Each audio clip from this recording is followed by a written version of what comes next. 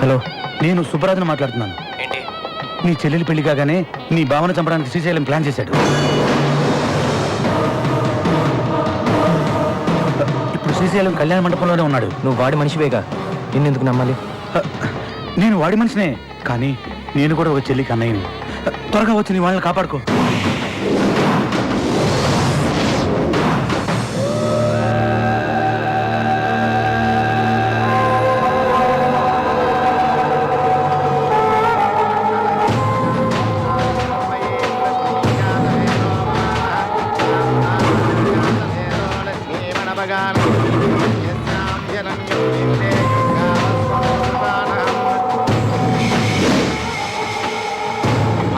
కానివ్వండి.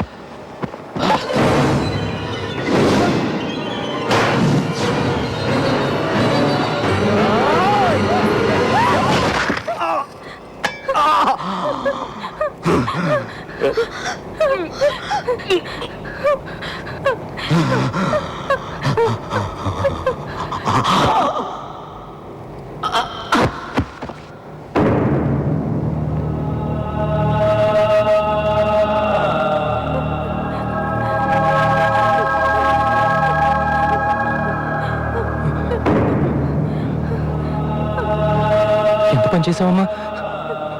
అరే, నేనున్నానుగా, ఎందుకమ్మా తొందరపడ్డావు? అది నీ చేతుల్లో ఉండకూడదమ్మా. నాకిచ్చేయమ్మా.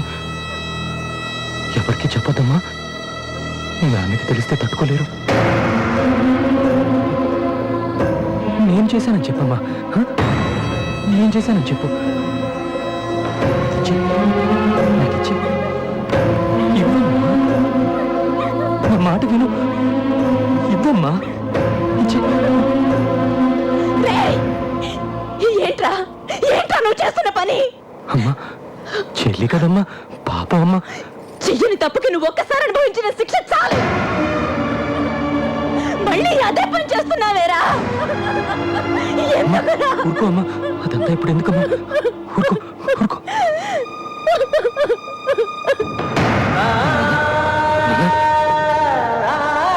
తెలియకుండా చేశాను నాన్న. తప్పిపోయింది నాన్న. తెలియకుండా చేశాను. తెలియకుండా చేశాను నాన్న.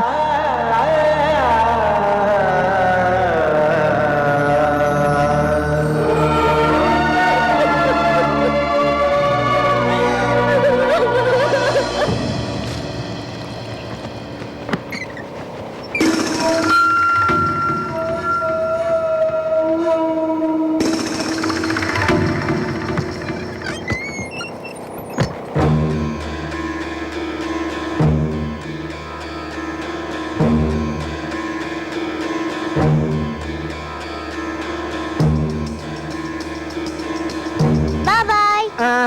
నువ్వు ఆడుకోమ్మా.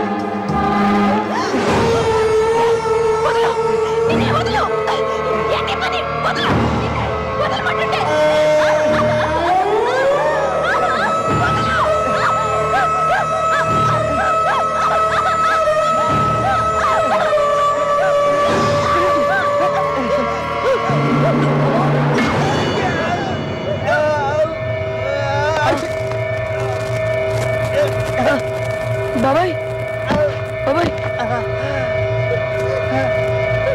బాబాయ్ బాబాయ్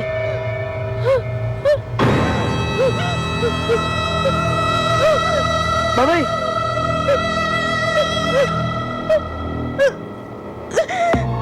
అమ్మా అది ఇచ్చేయమ్మా.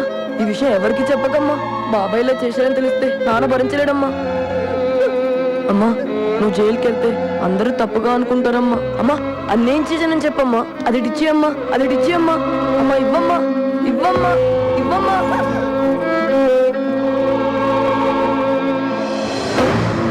నాన్న నాన్న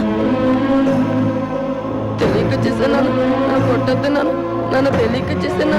నాన్న నాన్న నాన్న తెలియక చేశాను. నాన్న కొట్టద్దు నాన్న. నాన్న కొట్టద్దు నాన్న.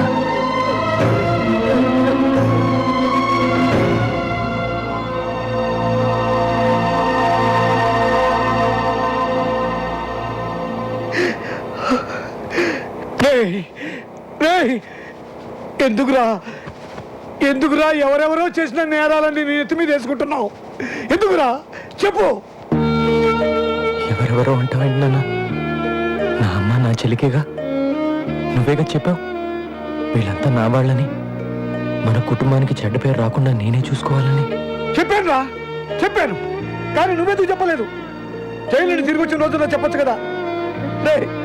నిన్ను ఎన్నోసార్లు అవమానించి బాధ పెట్టావు. అప్పుడైనా ఎందుకు చెప్పలేదురా? కస్తూరి నువ్వన్నా చెప్పొచ్చు కదా. ఏం చెప్పమంటారు? ఏం చెప్పమంటారు? మాట్లాడితే మీ తమ్ముడిని నా పెద్ద కొడుకు లాంటి వాడు, పెద్ద కొడుకు లాంటి వాడు అంటుంటే ఏం చెప్పను? మీ పెద్ద కొడుకు వచ్చి నా చెయ్యి పట్టుకున్నాడని చెప్పనా?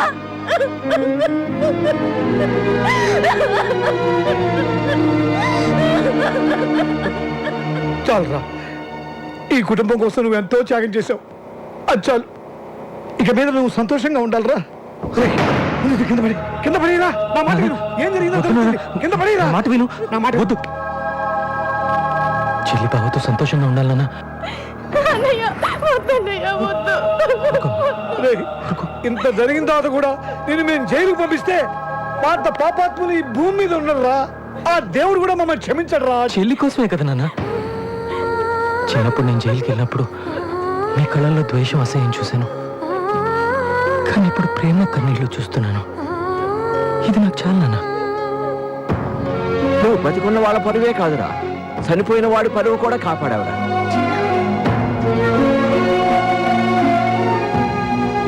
ప్రేమించి నేను కూడా నిన్ను అపార్థం చేసుకున్నాను. సారీ.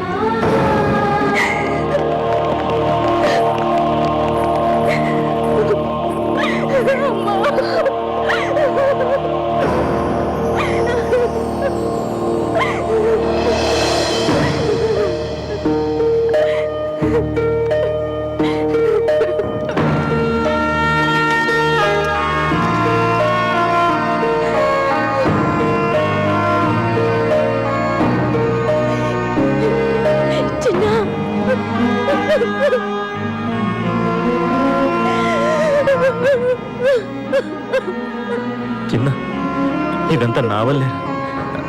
I'm sorry.